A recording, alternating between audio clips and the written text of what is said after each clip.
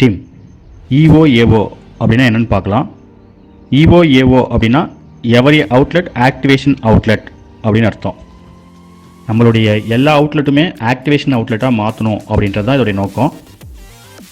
நமக்கு கீழே இருக்கிற பெரும்பாலான அவுட்லெட் வந்து 25,000க்கு மேலே ரீசார்ஜ் பண்ணியும் அவங்களால ஆக்டிவேஷன் பண்ணாமல் இருப்பாங்க. என்ன காரணம் அப்படின்னாக்கா அவங்களுக்கு அந்த மெத்தட் புரியாது, இல்லைன்னா நேரம் இருக்காது.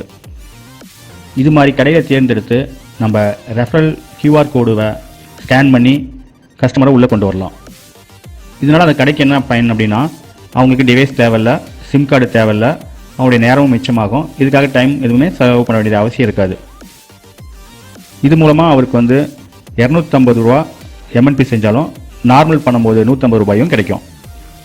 இதுக்கு அவர் என்ன பண்ணணும் அப்படின்னாக்கா அவருடைய ஸ்மார்ட் கனெக்ட்லேருந்து ரெஃபர் அப்படின்ற மெனுவை டச் பண்ணி QR கோடு ஜென்ரேட் பண்ணணும்.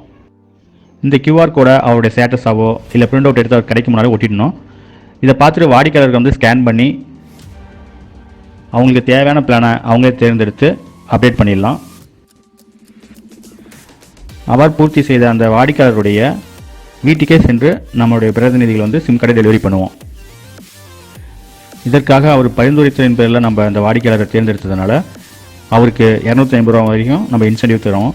இந்த இன்சென்டிவ் தொகையானது அவருடைய ஸ்மார்ட் கனெக்டில் கிராச்சஸ் கார்டாகவே அப்டேட் ஆகிடும். அதை அவர் எடுத்துக்கலாம். மிக எளிய முறையில் இந்த EOAO முறை இருப்பதால் நமக்கு URO அவுட்லெட் எல்லாமே வந்து UAO கன்வெர்ட் பண்ணுறதுக்கு ரொம்ப ஈஸியாக இருக்கும். வாழ்த்துக்கள் டீம்.